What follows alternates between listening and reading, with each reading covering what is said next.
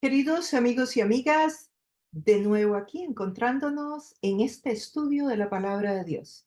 Mi nombre es Alexandra, si no nos conocemos, Alexandra Zamora, y quiero que te sientas muy bienvenido, muy bienvenida. Hoy vamos a continuar en el estudio del libro de Hechos. En el capítulo 13 vamos a cubrir los versos del 1 al 12.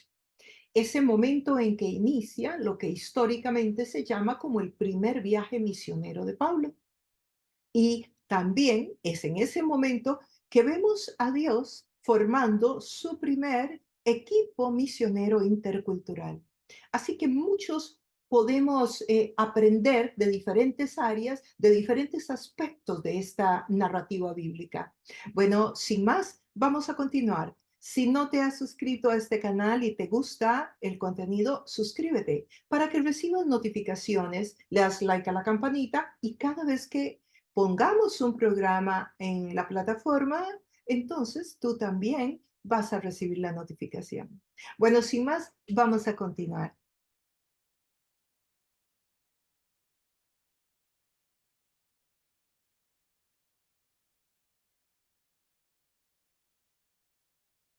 Continuamos en este libro maravilloso, Hechos de los Apóstoles, libro que podría llamarse perfectamente, como dicen muchos eruditos, Hechos del Espíritu Santo.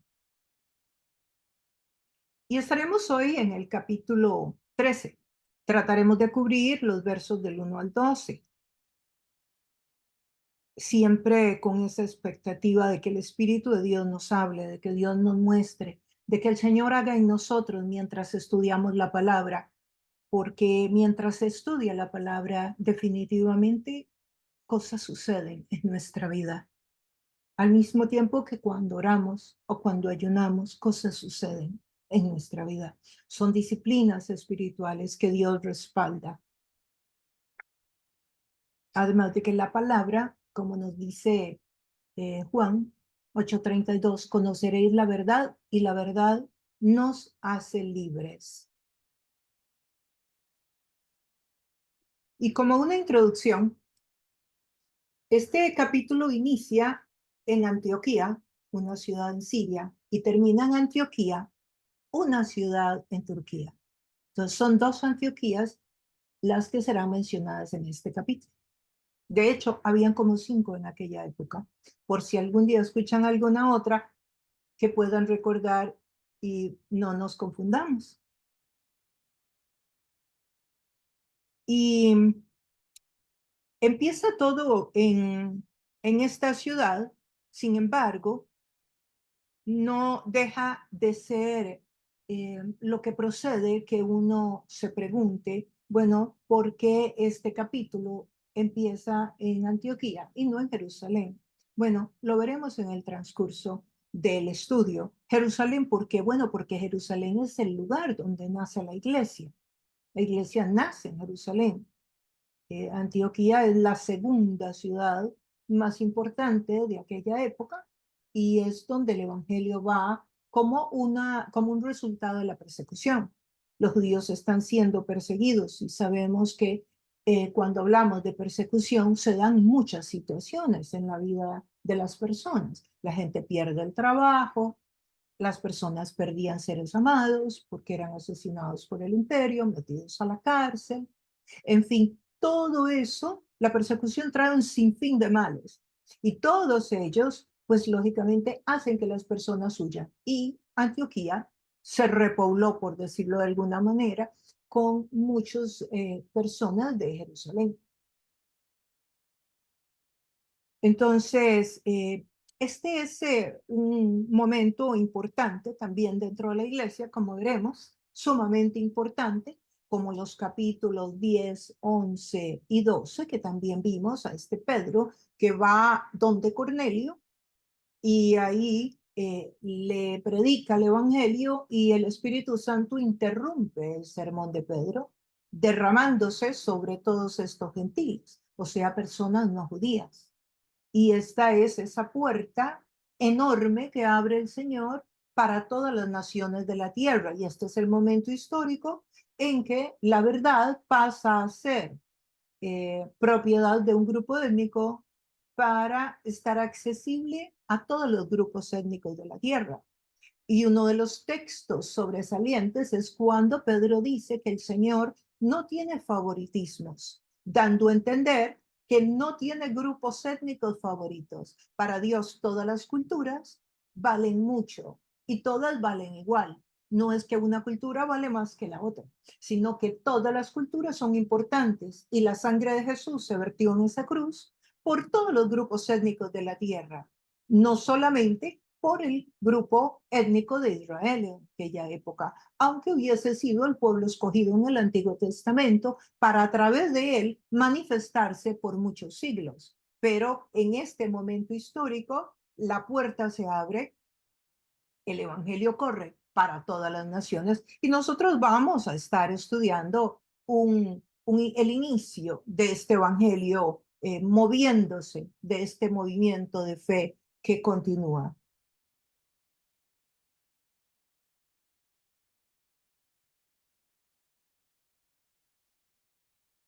En los capítulos del libro de Hechos, en los capítulos del 1 al 7, el foco está en Jerusalén.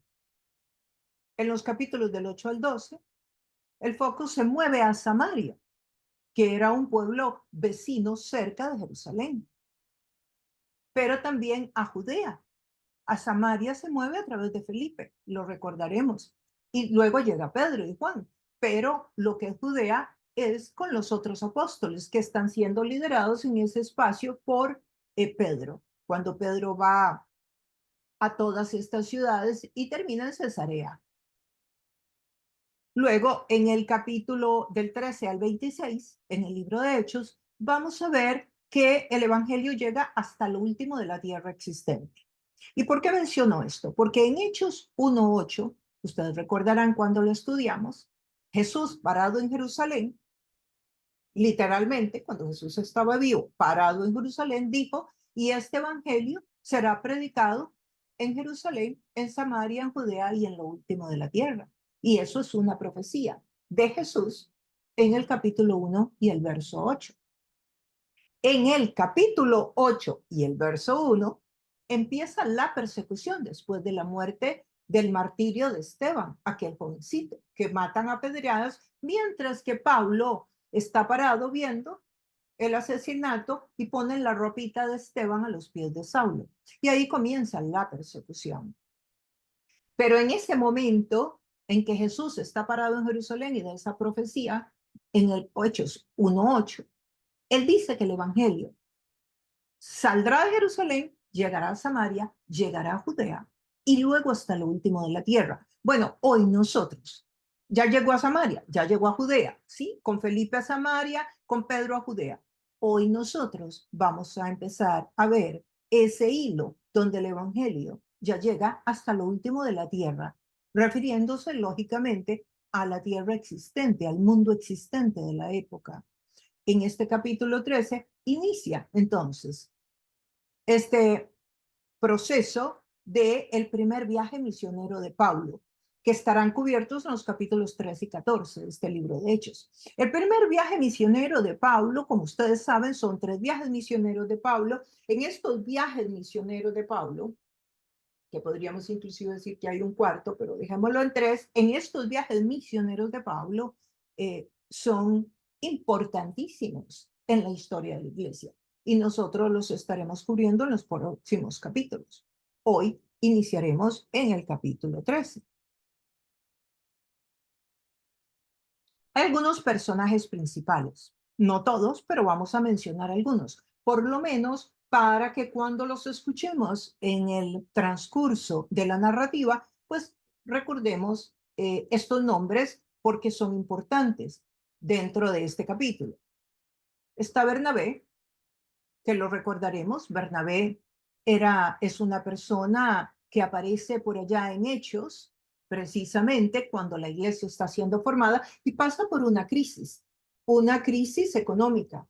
Él venía de la tribu de Leví en el Antiguo Testamento, es un judío que venía, recordamos que los judíos eran 12 tribus en el Antiguo Testamento y una de esas tribus era encargada del sacerdocio, o sea, de todos los quehaceres en el templo, que es un equivalente a lo que hacemos hoy los que enseñamos la palabra, pastoreamos, evangelizamos, etc. Bernabé pertenecía a la tribu de Leví. Y cuando la iglesia de Jerusalén pasa por una crisis económica de mucho peso, Bernabé vende una de sus propiedades y da el dinero para la iglesia, para que la iglesia se ayude con los retos y desafíos que está pasando, económicos. Ahí es cuando aparece Bernabé por primera vez. Y luego vuelve a aparecer cuando Bernabé va a buscar a Pablo y lo presenta con los apóstoles. Nadie creía en Pablo, nadie quería nada con Pablo, le tenían horror a Pablo porque no vaya a ser que los andaba buscando para asesinarlos. Y Bernabé es el hombre de misericordia que Dios usa para interceder. Es ese hombre pacificador que intercede ante los apóstoles para que le den la oportunidad de escuchar a Pablo. Eso así aparece Bernabé en otra ocasión y ahora aparece lógicamente en Antioquía, que es donde nosotros vamos a iniciar o inicia este capítulo. Pablo, que todos sabemos que quién es y que a partir de ese capítulo, por cierto, ya no se va a llamar más Saulo, se continuará llamando Pablo. Su nombre es cambiado, cambiado a un nombre que le fuera más fácil para ser inclusivo dentro de los gentiles, porque aunque Pablo comienza su ministerio con los judíos como Dios le indicó, él tiene un llamado específico a los no judíos. Y luego aparece un equipo misionero, que veremos cómo es que Dios lo arma, cómo Dios lo capacita y cómo Dios lo envía. También aparecerá un gobernador romano prominente que tendrá un rol muy importante en esta conversación de hoy. Y Bar Jesús, que es un falso profeta. Veremos un poco más de Bar Jesús. Él es un judío y es un falso profeta que interfiere y nos va a servir a nosotros para aprender mucho sobre el reino de las tinieblas en el peregrinaje de Pablo. Hay algunos lugares geográficos también. Antioquía y Antioquía, Antioquía de Siria y Antioquía de Turquía. También se mencionará Chipre y Pasmos, que son una isla. Chipre es una isla y Pasmos es uno de los pueblos dentro de esa isla. Ustedes recordarán que en las últimas sesiones que hemos estado compartiendo sobre Hechos, el Evangelio pues nace aquí en Jerusalén, como podrán ver, pero después de acá sale a Samaria con Felipe, ¿verdad? Que es el que lleva el Evangelio a Samaria, predica al etíope y la historia que conocemos, que luego el Espíritu lo toma, lo lleva a Jopa y luego él sigue por todo este camino costero hasta llegar a Cesarea, donde deja sus oficinas o instala sus oficinas centrales. Luego volverá a aparecer Felipe y lo volveremos a ver en el capítulo 26, cuando Pablo y Lucas pasan por ahí, por su casa. Y veremos que ahí está viviendo, y aquí estará casado y tendrá unas hijas que también profetizarán, serán mujeres llenas del Espíritu Santo. Y eso lo encontraremos más adelante en el libro. Pero luego, mientras Felipe está haciendo eso, Pedro está por aquí en Lidia y está en Jopa y luego sube también a Cesarea, donde sabemos que se encuentra con Cornelio, que es donde se abre esta puerta para todos los gentiles oficialmente. Y digo oficialmente porque ya la puerta estaba abierta. ¿Cómo lo sé? Porque Felipe en Samaria estaba predicándole a personas que no eran judías totalmente. Tal vez cientos de años atrás habían sido, pero cientos, habló de 400 años atrás, porque desde que habían sido cautivos por el imperio babilónico, ese grupo, esas personas en Samaria había sido repoblada con personas de muchas naciones de la tierra que no eran judías, y esa mezcla había producido lo que eran los samaritanos. Pero después Felipe de ahí también le predica a un eunuco que era de Etiopía, o sea, de África, de la parte de África, totalmente al sur de estos pueblos que ustedes están viendo acá. En fin, esto para decir que ya el evangelio había sido predicado a los gentiles, pero que con Pedro en Cesarea y Cornelio, pues es como algo oficial, ya que Pedro es el que trae la noticia a Jerusalén, es donde es cuestionado, donde se lleva a cabo el concilio de Jerusalén, que lo veremos más adelante en Hechos 15, y entonces ahí es cuando oficialmente esto es declarado, que el evangelio va para los gentiles con toda la libertad del mundo. pero cuando lleguemos ahí lo estudiaremos. Así que aquí estamos hablando, esta es la Antioquía, donde en este momento se encuentran ellos, mientras nosotros hablamos. Este es el texto de donde partirá hoy el viaje misionero, que no partirá de Jerusalén, sino que partirá de esa Antioquía en Siria. Algunos de los temas principales que estaremos abordando también son el primer viaje misionero de Pablo, que ya lo mencioné, la conversión de un gobernador romano de alta alcurnia y una lucha de poderes entre el bien y el mal. Temas principales, siempre hay muchos temas más y el Espíritu de Dios puede que haga de algo muy pequeño, que ni siquiera yo lo he notado, el tema principal para ti. Y esa es la belleza del texto bíblico, que Dios nos habla de muchas maneras y a través de todo el texto bíblico y no necesariamente solo de los temas más sobresalientes del texto bíblico. El Espíritu de Dios, y ahí es donde usted debe estar atento, a oír al Señor hablarle en su palabra, porque esta es la palabra de Dios. Es Dios hablando a su pueblo. Lógicamente, cuando la estudiamos y la escudriñamos, pues hay mayor conocimiento y por lo tanto habrá mayor luz para poder comprender los misterios de Dios, para comprender el Evangelio, para entrar en los laberintos de la espiritualidad que Dios quiere que tengamos. Pero definitivamente siempre nosotros sabemos que Dios nos va a hablar en las pequeñas cosas también y las puede hacer centrales. Iniciamos entonces en el capítulo 13, en el verso 1.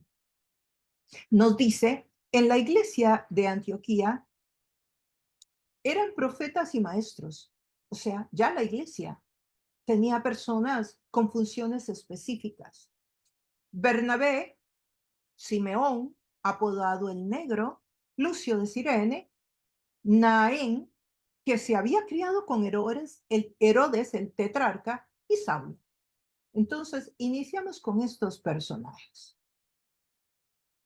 Para empezar, la palabra iglesia. La palabra iglesia originalmente, en esta época, significa un llamado a salir afuera. Oigan qué significado tan diferente del significado que tenemos hoy. La palabra iglesia significaba llamado a salir afuera. Las raíces de la palabra iglesia tenían una connotación de confrontación diferente. Inclusive muchos dicen que ilegal. Significaba un grupo de ciudadanos que eran llamados a salir de su casa afuera a una plaza pública. Eso es lo que significaba iglesia. Inclusive en el Antiguo Testamento, que también se llamaba eclesía o asamblea. Con el pasar del tiempo, el contenido de esta palabra ha cambiado y ha cambiado mucho, como lo podemos notar. Antes se refería entonces a un grupo de gente que se juntaba en una plaza pública para conversar, para hablar y resolver asuntos inclusive políticos. Pero con el pasar del tiempo, pues la palabra fue cambiando, el contenido de la palabra fue cambiando, y eso es lo que se estudia en la lingüística, porque las palabras no tienen sentido, el sentido se le da el contenido que le dé cada cultura, cada tiempo, cada generación. Y en este caso, pues la palabra cambió y con el pasar del tiempo llegó a ser un lugar donde se juntaban los creyentes para ser instruidos en la palabra y adorar a Dios. Pero también hay otra iglesia, que es la iglesia en el camino. ¿Cuál es la iglesia en el camino? Bueno, lo veremos en este capítulo. Es una iglesia que está en el camino, que va en el camino. Y vamos a verlo con Bernabé, con Pablo y con este grupo de personas mencionadas en este verso. Vamos a ver entonces lo que se llaman dos estructuras de la iglesia.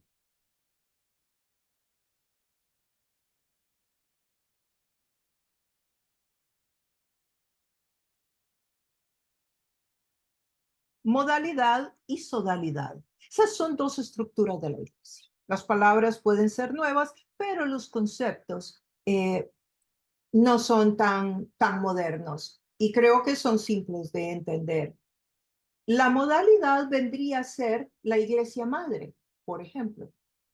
La modalidad es el lugar donde todos nos reunimos, como para nosotros acá, esta es la iglesia, es el lugar donde nos reunimos a aprender la palabra de Dios, es el lugar donde nosotros adoramos a Dios, es el lugar donde oramos, es el lugar donde compartimos como familia en la fe. Pero también existe la sodalidad, que es las personas que salen de la modalidad para ir a hacer un trabajo específico en el reino de Dios, para ir a servir a Dios en alguna área. Es esta iglesia del camino que les mencionaba y que la podremos ver en la vida de Pablo, en la vida de Bernabé, en la vida de Juan y en la vida de este equipo de personas que anteriormente estaban sus nombres aquí en el verso 1. Entonces, son dos diferentes modalidades que surgen hasta el día de hoy. Vamos a ver, si les quiero poner un ejemplo bien práctico, sería la iglesia, donde todos nos reunimos para aprender la palabra, y digamos un grupo, una agencia misionera, vendría a ser la sodalidad. La modalidad de la iglesia, la sodalidad de la agencia misionera. ¿Que pertenece a la iglesia? Sí, pero es independiente y es suficiente económicamente y tiene como propósito la interculturalidad, alcanzar a personas de otros grupos, mientras que la modalidad es ella está haciendo el trabajo, está nutriendo, está formando, está haciendo el trabajo para que se dé la sodalidad. Y estas dos estructuras deberían de trabajar en conjunto para que entonces el reino de Dios se extienda y el movimiento de la fe continúe hasta todos los rincones de la tierra. Y aquí lo podemos ver en un ejemplo. Sí, esta sería la modalidad, que es lo que estamos haciendo acá, aprendiendo, orando o adorando a Dios.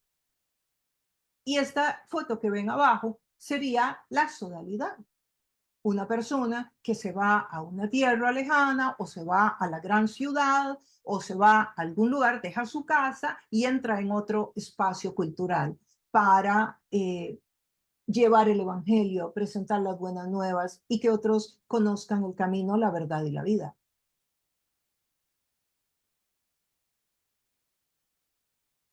Pero también hay otros dos aspectos que podemos, o conceptos que podríamos hoy mencionar, la fuerza centrípeta y la fuerza centrífuga. Las iglesias generalmente entienden una fuerza o la otra de estas dos. La fuerza centrípeta es una iglesia que hace todos sus esfuerzos para ella misma.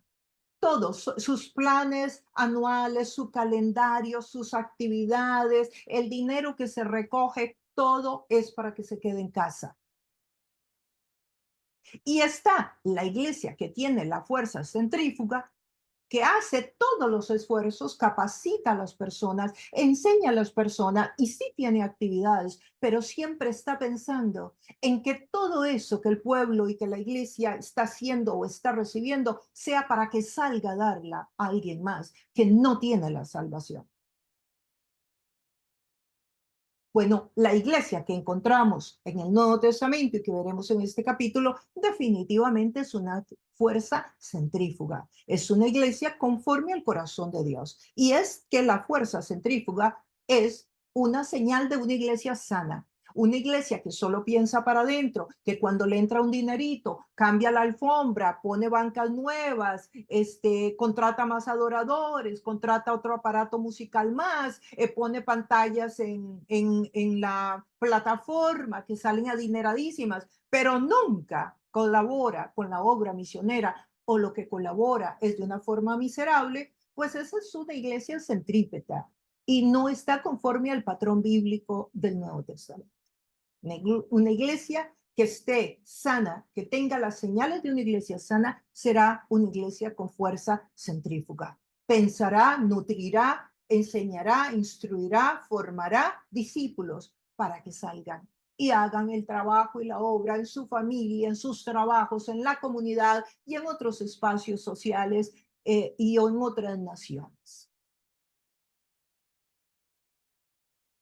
Aquí pongo para ustedes un ejemplo de la fuerza centrípeta y la fuerza centrífuga. Como pueden ver aquí la bicicleta, cuando uno anda en bicicleta y va cogiendo una curva, la fuerza centrípeta, esa fuerza que te jala hacia adentro, ya sea en la bicicleta o en la moto. Pero la fuerza centrífuga es la fuerza que tú haces para resistir la centrípeta porque la centrípeta es la que te va a jalar, la que tiene más fuerza, la que tú haces para no irte al caño, para no caerte cuando vas en la carretera, ¿sí? Y es la que te mantiene en el balance. Así que la fuerza centrífuga es una de las evidencias de una iglesia sana, de acuerdo al patrón de Dios bíblico. Dice que eran profetas, eso dice el verso 1. Dice que en Antioquía eran profetas y maestros. ¿Quiénes? Bernabé, Simeón, apodado el Negro, Lucio, Manaén, que había sido criado con Herodes, el tetrarca. Todos ellos eran profetas y maestros. Son talentos. Profeta o maestro son talentos, son habilidades espirituales.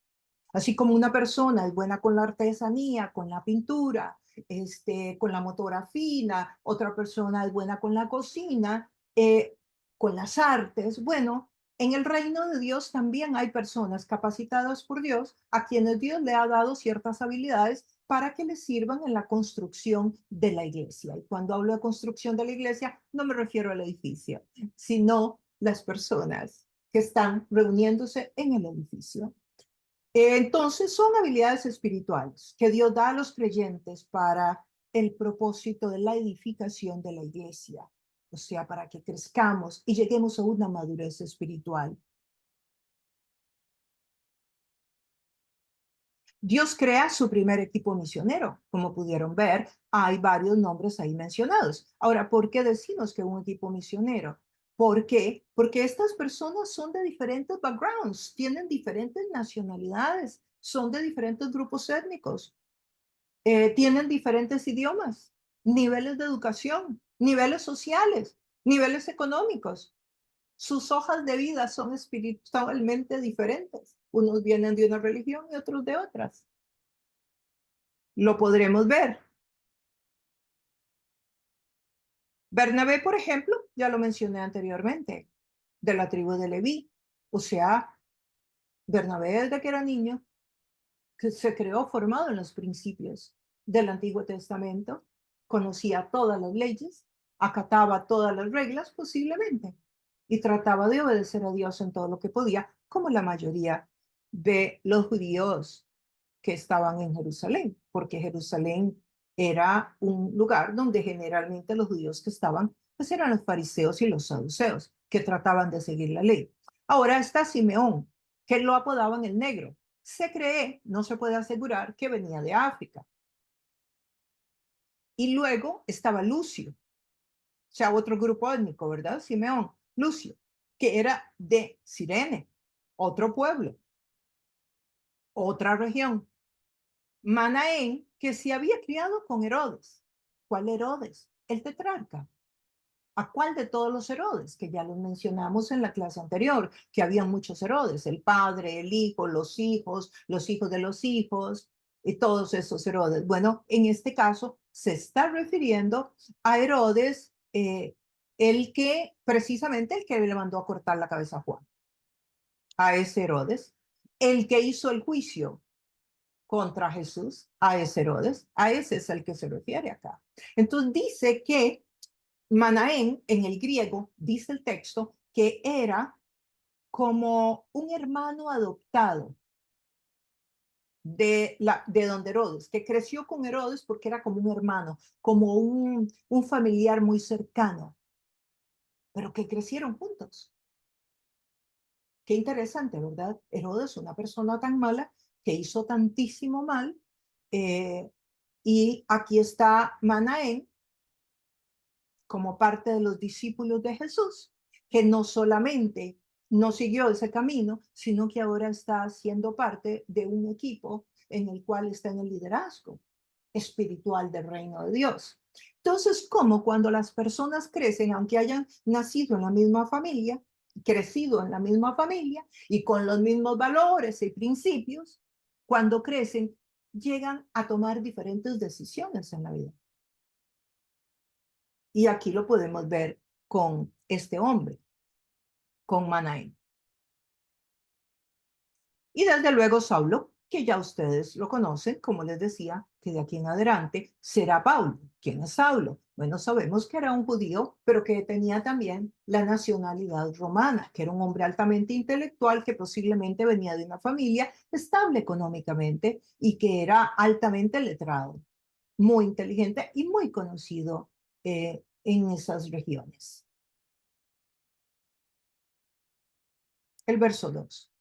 Mientras participaban en el culto al Señor y ayunaban, el Espíritu Santo dijo, apártenme ahora a Bernabé y a Saulo para el trabajo al que los he llamado.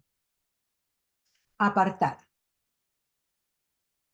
La palabra apartar. Esta es una palabra que tiene una connotación de santidad. La palabra santidad en griego significa ser apartado del uso ordinario y consagrado para un uso específico.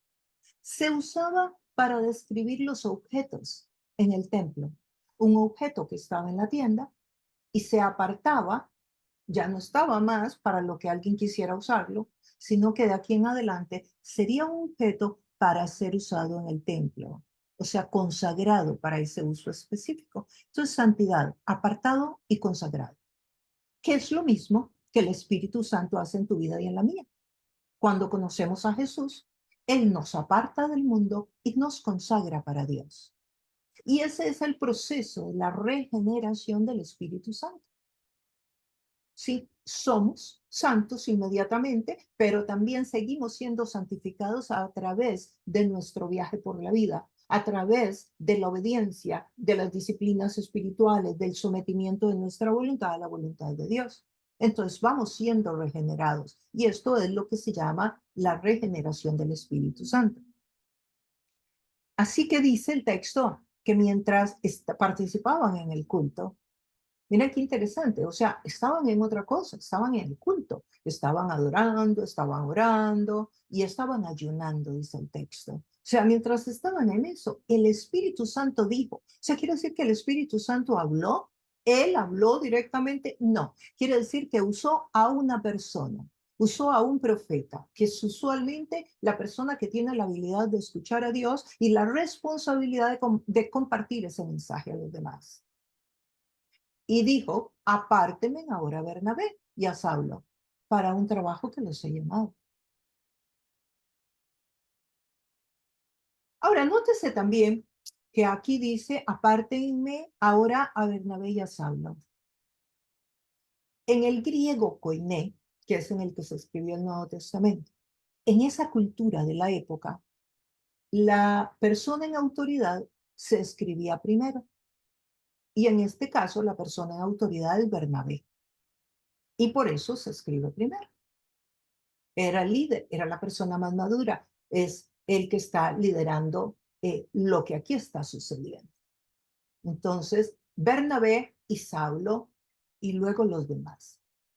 Más adelante vamos a encontrar otro caso muy interesante también de un texto donde es nombrada la mujer primero que su marido y ellos son pastores en una iglesia. Lo vamos a encontrar aquí mismo en el libro de Hechos. Y ellas son Priscila y Aquilas. Priscila y Aquilas, y ella es mencionada primero, dando a entender que la pastora de la iglesia era ella y no él. Y esto es uno de esos textos que ayudan a iluminar sobre la posición y el rol que ocupaba la mujer en el Nuevo Testamento para Dios, para Pablo, y como Pablo le daba el espacio para que Dios usara a la mujer en posiciones de liderazgo. Aunque hay muchos textos más. Solo menciono ahorita porque hay una relación en cuanto a cómo se escribía la primera persona y el significado a nivel de autoridad. Es como hoy que nosotros digamos que usted menciona primero, no sé, usted mencionará primero al esposo y luego a la esposa. Sí, es un tema cultural, ¿verdad? De la misma manera, si usted va a hablar del presidente y los senadores, usted no dice en todos los senadores y el presidente, usted dice y el presidente tal y los senadores tales en la política. Pues más o menos de la misma manera.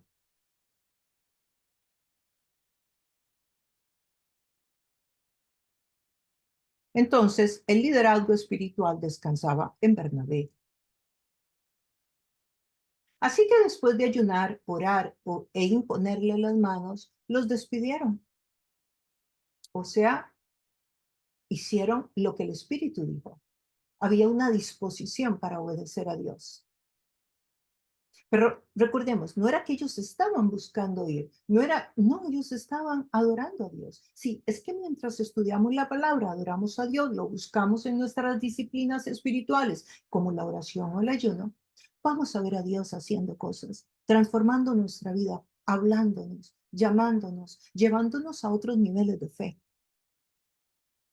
Pero es buscándolo a Él, donde encontramos todas esas maravillas y sorpresas de parte de Dios.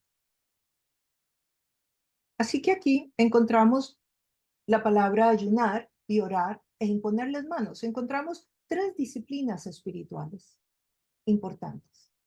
Ayunar, orar e imponer manos. Bueno, ayunar, lo hemos conversado en otras oportunidades, es dejar de comer, pero con un objetivo espiritual, no por dieta, no para bajar de peso.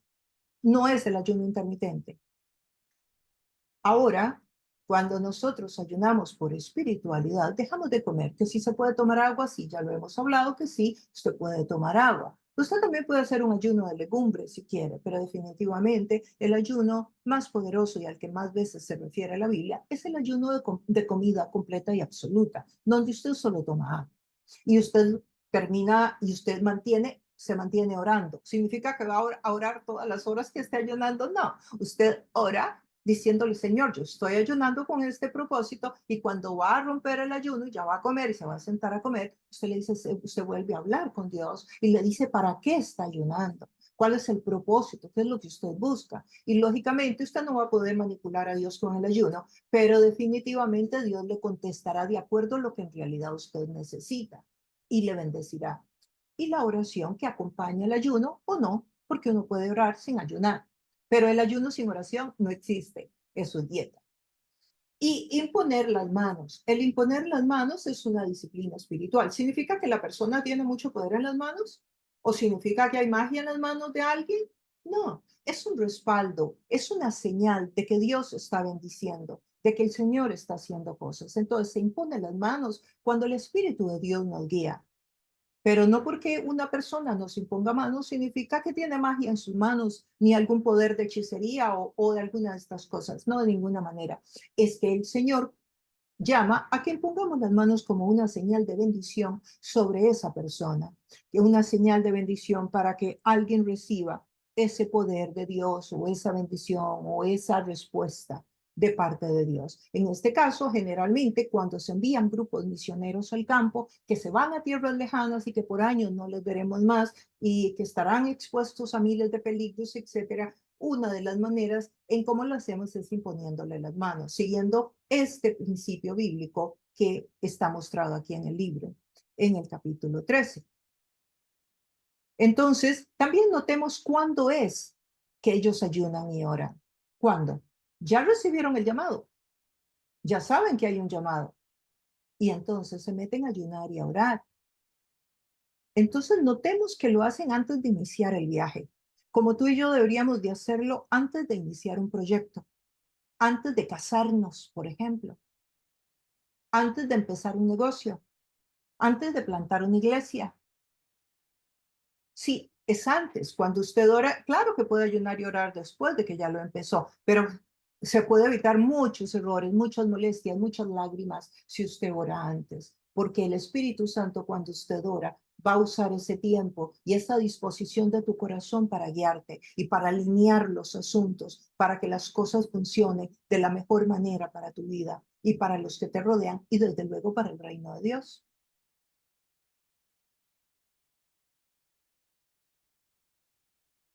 El verso 4. Bernabé y Saulo, enviados por el Espíritu Santo, bajaron a Seleucia y de allí navegaron a Chipre. Bueno, ¿quién los envió? ¿Quién los envió? De acuerdo a este texto, ¿quién los envió? Bernabé y Saulo. ¿Enviados por quién? Por el Espíritu Santo. El Espíritu Santo es Dios. Ustedes vieron anteriormente que dice Dios los llamó, Dios les dijo a través de un profeta. Bueno, ahora dice que es el Espíritu Santo. Entonces, ¿quién es? ¿Es Dios o es el Espíritu Santo? ¿Quién los está enviando? Bueno, es que Dios y el Espíritu Santo y Jesucristo son lo mismo. Es el mismo Dios, expresado en tres formas diferentes. Por eso ahora dice el Espíritu Santo. Dios es un Dios misionero, también lo podemos ver. ¿Por qué? Porque estamos viendo que Dios está enviando personas a otros pueblos que el Evangelio todavía no ha llegado para cumplir aquella profecía de Hechos 1:8, de que este Evangelio será predicado hasta lo último de la tierra. Dios está haciendo que la profecía se cumpla, está haciendo que su plan se cumpla. Dios es un Dios misionero, lo encontramos desde Abraham. Recordamos que Dios llama a Abraham cuando Abraham es un pagano. Abraham no era nada de creyente ni espiritualidad para con Dios. Abraham era un pagano cuando Dios lo llamó y le dijo en Ur de los Caldeos que saliera de su tierra y de su parentela. Y Abraham le cree a Dios y por eso se llama el padre de la fe, porque empezó a caminar en la dirección que Dios le decía, empezó a obedecer sin entender, sin conocer. Y por eso se llama el padre de la fe. Luego Dios le da la promesa de que su descendencia sería como la multitud de estrellas en el cielo y como las arenas, la arena en el mar. O sea que no se podría contar y tú y yo somos parte de esa multitud, de ese cumplimiento, de esa palabra que Dios le dio a Abraham con la condición de que creyera. Abraham creyó, entonces Dios hizo que su descendencia fuera una multitud, como las estrellas del cielo que no se podían contar, o la arena. Y hoy tú y yo somos parte de esa multitud. Somos descendencia de Abraham. ¿Por qué? Porque creemos por fe. Él es el padre de la fe y nosotros caminamos por fe. Creemos en Jesucristo por fe. Pertenecemos a la familia de la fe. Todo el libro de Hechos lo vamos a encontrar a Dios enviando, a Dios invitando a salir y enviando a otro lugar, igual que lo hizo con Abraham, desde Génesis. Y lo hace en todo el Antiguo Testamento si nos ponemos los lentes de la misionología y vemos a Dios sacando y enviando, sacando y enviando, sacando gente de un pueblo y enviándola a otro. Ese es el plan de Dios, maestro, la evangelización del mundo, para que todos tengamos vida eterna y nadie se pierda, para que todos conozcamos el camino, la verdad y la vida, para que todos vivamos eternamente, como fue su plan en el huerto del Edén, porque tú sabías que en el huerto del Edén, cuando Adán y Eva estuvieron ahí, el plan de Dios era que nunca se enfermaran. El ser humano no había sido creado para enfermarse, ni para morirse, ni para hacerse viejo. Todas estas desgracias, incluyendo las arrugas, no las dio el diablo cuando hizo tropezar a estos dos. Así que aquí encontramos a este Dios en el Nuevo Testamento, en el libro de Hechos, capítulo 13, enviando a este equipo misionero intercultural, que son de diferentes nacionalidades. O sea que ese principio que estudiamos hoy en las escuelas de misionología y que tratamos de analizar hoy en el campo misionero y las agencias misioneras, pues es un principio que está desde el primer siglo. Los grupos de misioneros interculturales. La interculturalidad siempre ha estado en el corazón de Dios, en todos lados. Miren, la gran comisión, ¿qué dice Jesús antes de ascender a los cielos? Que lleven este evangelio y prediquen este evangelio a todas las naciones de la tierra, bautizándolos a todas las naciones. Eso es interculturalidad. Es un Dios que está mandándonos a exponernos a otras culturas, a que entremos en otras culturas, a que abracemos otras culturas, a que caminemos con otras culturas. La interculturalidad está en el corazón de Dios y es un elemento esencial en el Evangelio. Y hoy día se nos hace mucho más visible. ¿Por qué? Porque estamos rodeados de culturas en las grandes ciudades. Y por eso, con más urgencia que nunca, deberíamos de estudiar la interculturalidad para ser más efectivos en el ministerio. Pero bueno, esa no es la enseñanza de hoy. Sigamos entonces. ¿A dónde se van? Se van a Seleucía, así, a un puerto. Seleucía es un puerto que estaba a unas 16 millas, más o menos, de Antioquía. Y ahí toman un barco, que era un barco velero, por cierto. En esa época, pues lo que había era barcos veleros. ¿Y por qué se irán a Chipre? ¿Por qué escogen Chipre? Bueno, era el lugar de donde provenía originalmente Bernabé, si de algo nos sirve. Posiblemente ahí tenía gente que los recibía y que los iba a hospedar, y entonces como para empezar con algo más o menos seguro, mientras que seguían luego con aventuras y desafíos mayores. Eso me parece como cuando los misioneros empiezan el camino y primero, siendo latinos, se van a otro pueblo latino que habla el español, y ya después cogen un poquito de fuerza y de ánimo y se fortalecen y entonces ya se van a un pueblo no alcanzado. Más o menos así estaba Bernabé como tanteando las aguas, a ver cómo le iba a ir. El verso 5 dice, al llegar a Salamina, predicaron la palabra de Dios en las sinagogas de los judíos. Primeramente se fueron a los judíos. ¿Por qué? Porque así es como Dios les había hablado, que tenía que ser primero a los judíos.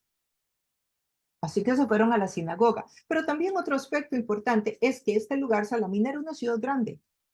Y además que estaban usando las sinagogas, ¿pueden ver? El primer lugar donde llegaron fue la sinagoga, que sería como que unos protestantes lleguen a una iglesia católica, o como que unos musulmanes lleguen a otro país, pero lleguen a un templo de otra religión. Claro, en este contexto que estamos, pues había una relación con los judíos, ¿no? El evangelio había llegado a los judíos y muchos de ellos eran judíos. Entonces, aquí encontramos muchos del equipo, me refiero, eran judíos, que el primer lugar que usan es las sinagogas. Ahora, también, esto ha sido una práctica también a través de muchos años, porque cuando un imperio ha llegado a conquistar una región que era cristiana, generalmente toman los templos protestantes o católicos, digamos el Islam, los toman y se apropian de ellos y ahí ponen una mezquita. Por ejemplo, Hagia Sofía en Estambul, una de las mezquitas más grandes del mundo, fue uno de los templos más famosos de la cristiandad. Pero cuando el Imperio Otomano llegó y tomó control de Turquía y de todos esos países a través de la espada, etcétera, pues también tomaron el control de la arquitectura y de los edificios. Y Hagia Sofía, que era un lugar espectacular del cristianismo, pues hoy día es una mezquita musulmana y así pues se ha ido haciendo a través de las guerras también y las religiones. De aquí, entonces, es de donde saldrán los viajes misioneros. Ah, pero permítame. Tenían también a Juan como ayudante. Quiero que pongan atención a Juan. Pobre Juan, no lo puse entre los personajes importantes. Juan está refiriéndose a Marcos. ¿Cuál Juan es este? Juan es el hermano de Jacobo. ¿Cuál Jacobo? Aquel que le cortaron la cabeza en Jerusalén, que era el pastor, que su mamá quedó en Jerusalén, que la mamá puede ser la persona del aposento alto, o donde llegó Pedro después de que se libró de la cárcel, lo liberaron los ángeles de la cárcel, es la mamá de Juan. Ok, y este es Juan Marcos también. Cuando usted lee Marcos, se está refiriendo a este mismo Juan. Es un muchachito. Era el discípulo más joven de Jesús. Este es el que está acá. Entonces, dice que Juan va con ellos como ayudante, que de hecho Juan o Marcos es el que escribe el Evangelio de Marcos, que se cree que tomaba nota de las prédicas de Pedro y que entonces en realidad es el Evangelio de Pedro escrito por Marcos.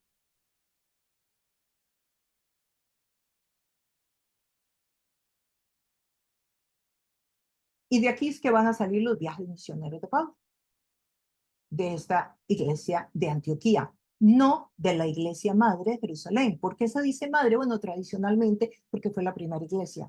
Va a salir de Antioquía, porque es una iglesia con un trasfondo más flexible, porque en esta iglesia de Antioquía hay elementos muy diferentes de los que había en la iglesia de Jerusalén, que me imagino que era más ortodoxa, más rígida, más formal, me la imagino. ¿Por qué? Porque eran los convertidos, venían del judaísmo, de un judaísmo radical, habían sido fariseos, y entonces esos comportamientos sociales o esas culturas para pasar del proceso para pasar por ese proceso, generalmente se llevan mucho más tiempo, mucho más tiempo. Ahora, claro, algo importante que valga la pena recordar es que había pasado tiempo, había pasado un buen tiempo. Desde la conversión de Pablo, por ejemplo, el capítulo 9 a este capítulo 13, pueden haber pasado unos 13 años.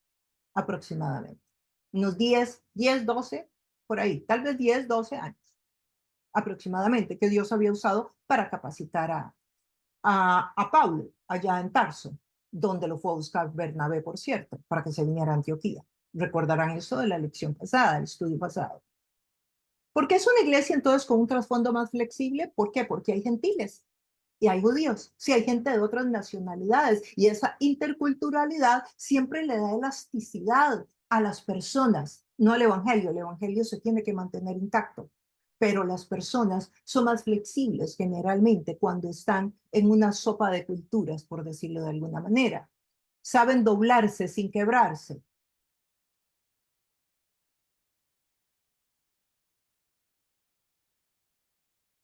Dice que recorrieron toda la isla hasta Pafos, o sea, llegaron a esa isla de Chipre, a ese puerto, a esa isla, y recorrieron toda la isla y se fueron a uno de los puntos de las ciudades. Allí se encontraron con un hechicero, un falso profeta judío llamado Bar-Jesús, que estaba haciendo, estaba con el gobernador, Sergio Paulo. El gobernador era un hombre muy inteligente y mandó a llamar a Bernabé y a Saulo en un esfuerzo para escuchar la palabra de Dios. Oigan, qué interesante esta historia. Esto es un romano, y romano significaba pagano, muchos dioses, mucha adoración, muchos sacrificios. O sea, cuando dices romano, tienes que imaginarte todo un mundo de idolatría y de cultos y de creencias, etcétera, totalmente contrarios al Dios de la Biblia y a las instrucciones de Dios en la Biblia. Dice que mandó a llamar a Pablo, a Bernabé y a Pablo. Y de nuevo siguen los nombres en el mismo orden, ¿verdad? Bernabé y Saulo. Quiero que pongan atención porque en los capítulos siguientes van a ver que este orden cambia. A diferencia de otros procónsul, él era gobernador, no procónsul, como Pilatos, que era procónsul. Él era gobernador. ¿Cuál es la diferencia? Bueno, que aquellos otros recibían órdenes de, por decirlo de alguna manera, del Senado, del imperio. Pero en cambio, este gobernador, él no, él tenía la libertad de poder analizar y tomar decisiones propias en su gobierno. Dice que era un hombre inteligente, por acá nos dice que era un hombre inteligente, que mandó a llamar a Bernabé y a Saulo. Interesante, ¿no? Que Lucas nos destaque que era inteligente, porque el que escribe este libro, de hecho, es Lucas, el apóstol Lucas, y nos está destacando este rasgo de la personalidad de este gobernador, de Sergio Paulo, inteligente. O sea que para Lucas era importante la inteligencia y quiere que lo notemos, quiere que pongamos atención a eso. Pero además de inteligente, también dice, nos muestra el texto, que tenía hambre de la palabra de Dios, tenía hambre espiritual. Eso nos dice acá, que tenía hambre espiritual. Si él quería escuchar la palabra, hizo un esfuerzo, mandó a llamar. Claro, tenía que ir, era el gobernador, pero hizo un esfuerzo por escuchar la palabra de Dios. Es interesante que había que personas como estas mostraran un deseo de aprender o de escuchar la palabra de Dios en posiciones donde posiblemente, como muchas personas adineradas hoy día y que además tienen mucho poder, creen que no necesitan nada. Tienen todo el dinero del mundo, todos los empleados, todos los derroches económicos y además están en posiciones de poder, que son generalmente las dos ambiciones más fuertes del hombre que no tiene una espiritualidad gobernada por Dios, el poder y el dinero. Este hombre lo tenía y sin embargo tiene hambre. Hay un reconocimiento de un vacío interno, hay un reconocimiento de que necesita algo más.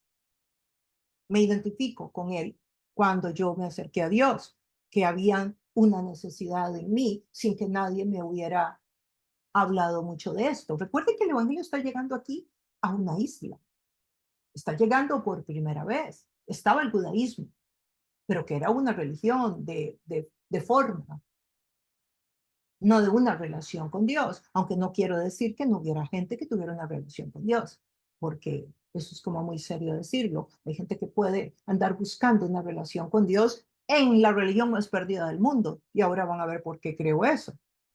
No quiere decir que lo encuentren, pero que lo andan buscando ahí. Aclaro, sí.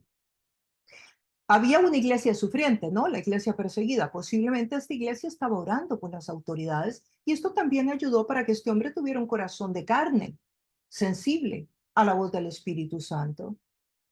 Y posiblemente esa iglesia sufriente oraba por la conversión de sus gobernantes. A ver si no oraríamos tú y yo, si nos pasan situaciones como la que ha vivido Venezuela, por ejemplo.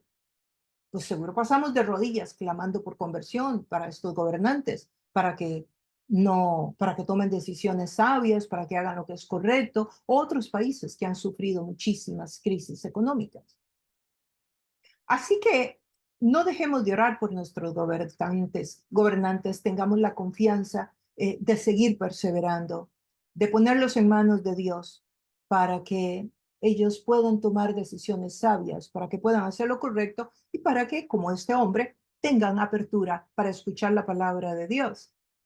Y recuerde, si un gobernante se vuelve a Dios, usted tiene a alguien sabio, gobernado por los principios bíblicos. Esa persona va a ser equitativa en las reglas, en todas las normas que establezca, en todos los contratos que haga con la ciudadanía, en todo lo que decida. Va a ser una persona justa y equitativa, porque el que gobierna es Dios, pero de una forma real. Entonces, vale la pena orar por los gobernantes, porque ellos son los que dictan las leyes, ellos son los que deciden quiénes tienen trabajo y quiénes tienen más posibilidades de superarse o no a través de las reglas. Por eso es muy importante orar y por eso es muy importante votar y escoger al gobernante de nuestra nación. Este es un asunto y una responsabilidad civil a la que los creyentes deberíamos de invertirle más tiempo y más seriedad, porque es de ahí de donde puede venir la destrucción o la bendición para una nación. Bueno, Pablo también era muy inteligente, ¿sí? Ahora veamos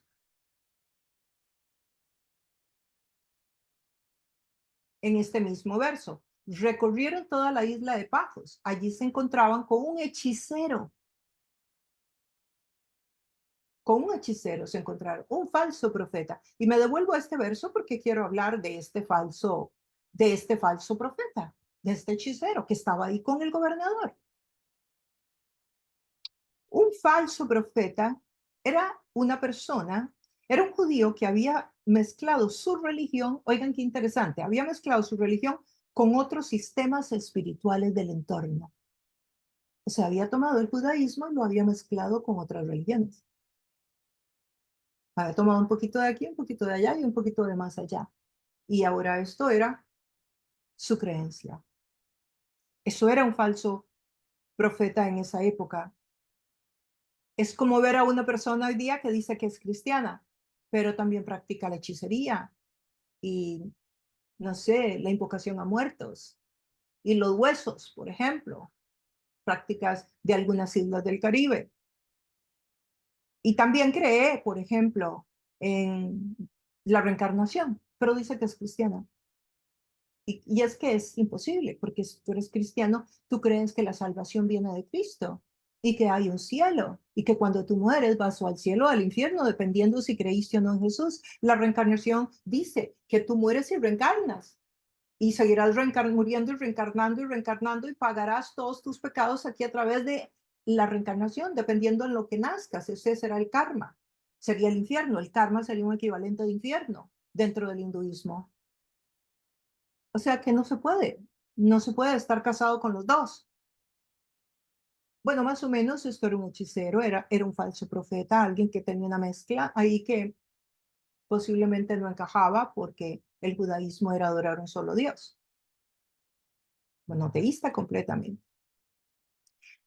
Entonces, estas prácticas es más o menos un ejemplo, como el viernes, que a usted se le acaba ya el supermercado, los vegetales que tiene en la refri, ¿no? Usted ya le quedan ahí unas cuantas cositas, un pedacito de pepino, un pedacito de chayote, un pedacito de papa, un pedacito de cosas, de verduras. Y usted ya el viernes, como para no botarlo, ¿verdad? Y darle un buen uso, pues usted toma todo eso y se hace una sopita con todo lo que quedó de la semana para el sábado ir de nuevo a comprar sus verduritas. Bueno, esa sopa de vegetales que usted hace con todos los vegetales ahí el viernes, eso es más o menos lo que estaba sucediendo con este señor y con mucha gente hoy día, que toman cosas de aquí y de allá y de aquí y allá, no estudian con seriedad el texto bíblico, no saben que lo que están buscando se opone a lo que dice la palabra de Dios y todo eso lo van tirando en una ollita y luego se toman esa sopa de un montón de cosas mezcladas que ni siquiera entienden que se están metiendo en su sistema espiritual. Eso es lo que se llama el sincretismo. Esa sopa, como le llamo yo, en la que usted escoge de dónde, lo que le gusta y lo que no, porque lo que no le gusta, en lo que pidan algo que a usted no le agrada, eso no lo echa en la sopa, de solo echa lo que le gusta. ¿Por qué estaría este señor con un hechicero si tenía hambre de Dios? O sea, qué contradicción, ¿verdad? Bueno, ni tanta diría yo, veámoslo desde esta perspectiva, porque cuando la gente tiene hambre, se come hasta un pedazo de pan añejo, le sabe a manjar. Y eso mismo sucede con la espiritualidad hoy día de los seres humanos. Porque cuando alguien tiene hambre de espiritualidad, la va a buscar en lo que conoce, en lo que tiene a mano, en lo que tiene alguna referencia. Por eso muchas personas con hambre entran a todos estos laberintos espirituales sin entender mucho en lo que se están metiendo, pero tenían hambre de espiritualidad porque el ser humano fue creado a imagen de Dios, por lo tanto es espiritual, es intelectual también, es inteligente y en muchas cosas más porque fuimos creados a imagen de Dios y la espiritualidad es parte de Dios. Por eso el ser humano busca la espiritualidad, así está en las montañas, así está en el mar, así está en la selva, donde quiera que esté, va a buscar lo espiritual en cualquier expresión. Y cuando alguien tiene hambre, va a buscar donde lo encuentre y va a buscar en lo que conoce. ¿Usted cuando tiene hambre qué hace? A medianoche, ¿qué hace? Se levanta y abre la refri a ver qué quedó por ahí, que se pueda comer un pedacito. Y generalmente te lo vas a comer aunque sepas que te engorda o que te va a dar acidez en la mañana o lo que sea, te lo comes. Bueno, más o menos así sucede con la espiritualidad. Cuando la gente tiene hambre, van a las redes sociales y lo que salga ahí en las redes sociales, eso se come. Y ahí es donde la iglesia tiene que ver qué hace y cómo responde. Porque si la iglesia no está presente, no podrán escoger nunca por la doctrina sana, porque no está presente en esos espacios.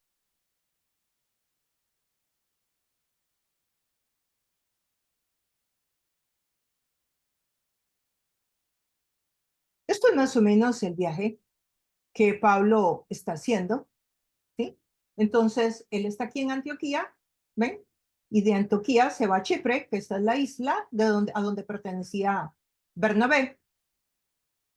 Este es el lugar a donde llegan, en el barco, en el velero ese, y de aquí se van por todo este trayecto, posiblemente caminando, y llegan a Pafos, y aquí en Pafos es donde tiene el encuentro con el gobernador, y aquí es donde estamos en la historia. Tiene el encuentro con el gobernador y también con Bar Jesús, que por cierto significa hijo de Jesús. Qué ironía, ¿no? Y es aquí donde está entonces. Y luego de aquí continuará para Antioquía, que lo estaremos cubriendo en la próxima semana. Pero Elimas, así se llamaba el hechicero. ¿Qué es lo que significa su nombre? Hechicero. Se les oponía y procuraba apartar de la fe al gobernador.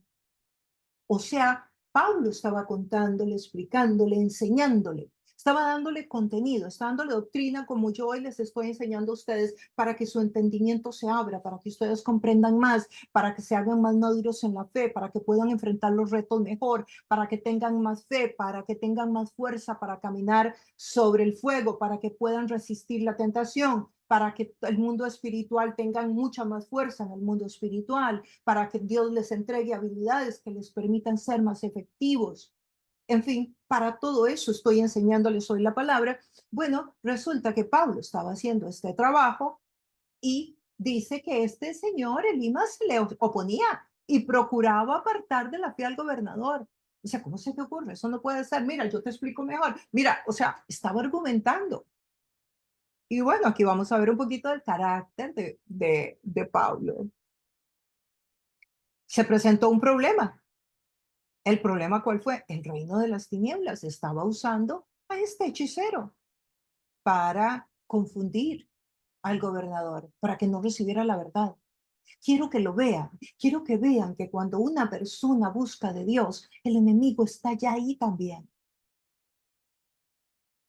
Así sea tu primo, tu hermano, tu marido, tu hijo, tu hija, tu compañera de trabajo, tu novia. Cuando una persona trata de buscar, tienes que estar listo y lista, porque el enemigo va a entrar en acción, porque es una lucha de poderes entre el bien y el mal, porque las tinieblas no quieren que la luz prospere. Eso lo vemos desde el mismo huerto del Edén. Entonces tú tienes que estar con los ojos espirituales abiertos para entender las luchas que se dan, que no se ven, y cómo el enemigo usa seres humanos, igual que como está usando Dios a Pablo, el enemigo también tiene a los que le sirven. Y aquí lo podemos ver con mucha claridad. Esta es una expresión de la lucha de poderes del enemigo con Dios, pero en el terreno, como en el ejército, ¿no? Los soldados que van por tierra. Así la encontramos acá. No entre ángeles, sino en el terreno, abajo. Y es la lucha, ¿no? El enemigo quiere que la gente tenga muerte eterna. Y Dios quiere que tengan vida eterna. Y por eso se da la lucha. Por eso alguien que empieza a escuchar la palabra de Dios, hay que estar cuidándolo porque está en un parto espiritual. Y aunque sea una persona de 50 años, de 40 o de 30 o de 20, es un bebé espiritual. Con muy poquito, el enemigo le hace daño. Y la Biblia dice que son bebés espirituales. En el mundo espiritual son como un bebé, porque Dios dice que hay que nacer de nuevo. Y se empiezan a dar los primeros pasitos. Y por eso, si tú guías a alguien, debes de estar pendiente. Él no lo va a dejar irse así de fácil. Al gobernador. No, pues ¿cómo? Imagínate, un líder. Y el enemigo lo tiene controlado, lo está dominando y está haciendo que haga lo que quiera con el pueblo, como usa a los gobernantes en nuestras naciones. Él no lo va a soltar fácil. Dice el verso 9, entonces Saulo, o sea, Pablo, opa, aquí aparece ya Pablo, ¿ya? Lucas empieza a hacer el tiro en su escritura, lleno del Espíritu Santo. Clavó los ojos en Elimas, lleno del Espíritu Santo. Clavó los ojos en Elimas, o sea, lo miró, le hizo eye contact, lo volvió a ver a los ojos fijamente y le dijo con la palabra, hijo del diablo y enemigo de toda justicia, lleno de todo tipo de engaño y de fraude. Nunca dejarás de torcer los caminos rectos del Señor. Ahora la mano del Señor está contra ti. Vas a quedarte ciego y por algún tiempo no podrás ver la luz del sol. Al instante cayeron sobre él sombra y oscuridad. Y comenzó a buscar a tientas a alguien que lo llevara de la mano. ¿Qué les parece?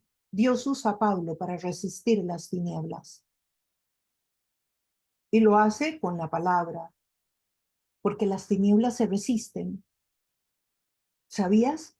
Las tinieblas se resisten con la palabra de Dios, que es la espada que usa el Espíritu. Y además de resistir las tinieblas, da evidencias ahí delante del gobernador y de todos los presentes, como dejando ciego. Lo que Pablo declara sucede. Lo que Pablo le dice sucede. El hombre queda ciego. Le dice ahora la mano del Señor. Nótese también la mano del Señor. O sea que muchas veces creemos que la mano del Señor solo entra en nuestra vida para proveernos. No, la mano del Señor también puede entrar para juicio. Aquí entró para juicio. Esto es un juicio de Dios contra él. Y ese mismo Dios que nos provee, que es dulce como la miel, es un Dios justo y hace justicia y defiende a los suyos. y dice que la mano del Señor está contra ti y vas a quedar ciego y quedas ciego. No solo que va, sino que queda ciego. Quiero que veamos estas formas en cómo Pablo le habla a este hechicero y cuáles son las palabras que usa para describirlo. Hijo del diablo, enemigo de la justicia, o sea, lo que es recto, de lo que es correcto. O sea, aquí está escribiendo a Satanás, que esta persona es sierva de Satanás, por lo tanto es su discípulo, hace lo mismo. Hijo del diablo, enemigo de toda justicia, con engaño y de fraude, y tuerce los caminos rectos del Señor. Se tuerce el conocimiento. Esa combinación que les hablaba antes de la gente del sincretismo, que toma un poquito de acá y allá, y cuando se da cuenta, sí tiene un poco de Dios y un poco de la Biblia y otro poco de un montón de lugares. Pero como tiene un pedacito de Dios, pues entonces cree que va por un buen camino. De hecho, déjenme ver si lo anoté por acá. Aquí están, hijo del diablo. O sea, ¿por qué? Porque Dios tiene hijos. Tú y yo somos hijos de Dios. Pero el diablo también tiene hijos. Y no solo en este texto lo vas a encontrar en primera, segunda y tercera de Juan, lo vas a encontrar en Santiago, lo vas a encontrar en muchos libros que hay hijos del diablo. Luego fraude, o sea, porque es mentira, porque no es real, es fake, es un fraude. Engaño, ¿qué significa la palabra engaño en el griego? Significa, oiga lo que significa. No voy a profundizar en este texto hoy, pero cuando estudiemos el libro Apocalipsis, sí voy a hablar de esto en detalle. Engaño significa una imitación casi perfecta de la verdad. Sí, esta palabra significaba en aquella época como cuando una piel, cuando usted se compra una chaqueta de piel y usted la huele y huele a piel, se toca y parece piel, se siente como piel, pero no es piel. Eso es lo que significa la palabra engaño. Son doctrinas que se parecen, pero no son. Y torcer el conocimiento, que significa torcer la verdad, darle una vuelta a la verdad. ¿Sí? Generalmente esto se hace, el torcer el conocimiento se hace porque el enemigo pone una mitad de mentira, de verdad, para que la persona crea lo primero que escucha, y luego viene la otra mitad que es mentira. Mitad verdad, mitad mentira, para poder engañar, porque lo contrario no se engaña. Si pones solo la mentira, la persona se da cuenta que es mentira, pero le pone un poco de la verdad. Entonces, cuando la persona baja defensas, pone la mentira. Bueno, como les digo, no me voy a quedar acá, pero sí quiero que lo observen de la boca de Pablo. ¿Cuáles fueron las evidencias que encontró Bernabé en esta nueva comunidad en Antioquía? Bueno, él encontró evidencias de que había un bautismo del Espíritu Santo, de que estaban sucediendo cosas maravillosas. Y ahora vemos aquí en Pablo que hay evidencias de ese reino de Dios. Hay evidencias del reino de Dios. ¿Cuál es? Que quedó ciego. Esas son evidencias del reino venidero. Que eso es precisamente lo que sucede en la cruz. Que el reino venidero, ¿se acuerdan cuando Jesús dice el reino de los cielos se ha acercado? Eso es lo que significa. No que está aquí a plenitud, pero que se ha acercado y que ya nosotros tenemos evidencias de ese reino, aunque no lo tenemos a plenitud. Y algunas de las evidencias son las manifestaciones del Espíritu Santo, como la que acabamos de ver en el texto, cuando esta persona queda ciega, o la que acabamos de ver cuando el gobernador tiene hambre de Dios. Esas son evidencias del reino, porque no fue la persuasión de Pablo, ya él estaba. Ya el Espíritu había llegado, ya el Espíritu lo había tocado, ya él tenía hambre de Dios. El verso 11 dice, ahora la mano del Señor está contra ti, vas a quedarte ciego y por algún tiempo no podrás ver la luz del sol. Al instante cayeron sobre él sombra y oscuridad y comenzó a buscar a tientas a alguien que lo llevara. Y el verso 12, al ver lo sucedido, ¡opa! El gobernador creyó, maravillado de la enseñanza acerca del Señor. Entonces, este gobernador cree por dos razones, por lo que ve y por lo que escucha, porque dice que era maravillado por la enseñanza acerca del Señor, pero también porque vio. el respaldo del Espíritu Santo en la vida de Pablo.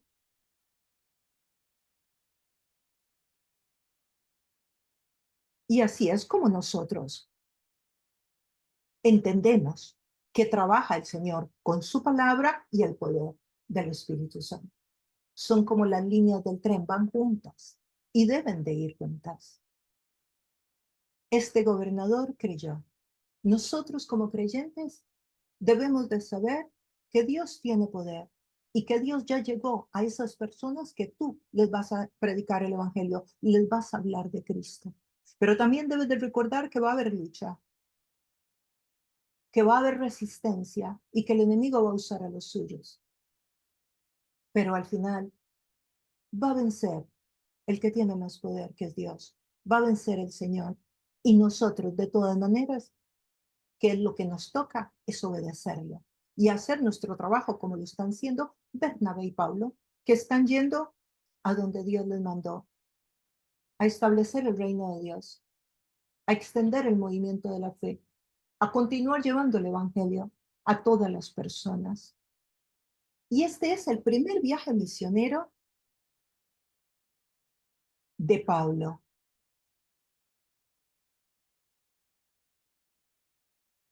que se llama históricamente, pero que en realidad vemos que inicia con Bernabé de líder y luego Pablo continuará, como veremos en los próximos viajes. Y aquí iba Juan, Marcos, con ellos. Y este es el primer equipo intercultural misionero en el Nuevo Testamento. Así que ahí les dejo para que sigan reflexionando, meditando y conectando este texto bíblico con otros más que Dios les haya enseñado en algún momento y eso continúa enriqueciendo tu espiritualidad, tu relación con Dios, para que alcances una madurez que te dé mucho bienestar en todas las áreas de tu vida. No solo que te lleve al cielo un día cuando te toque partir de acá, sino que en este peregrinaje tengas abundancia de presencia de Dios en todas las áreas de tu vida. Que Dios continúe ayudándote. Que Dios continúe ayudándote. Bueno, nos vemos en el próximo estudio. Te recuerdo, si no te suscribiste, hazlo ahora y dale un like a la campanita. Nos vemos pronto.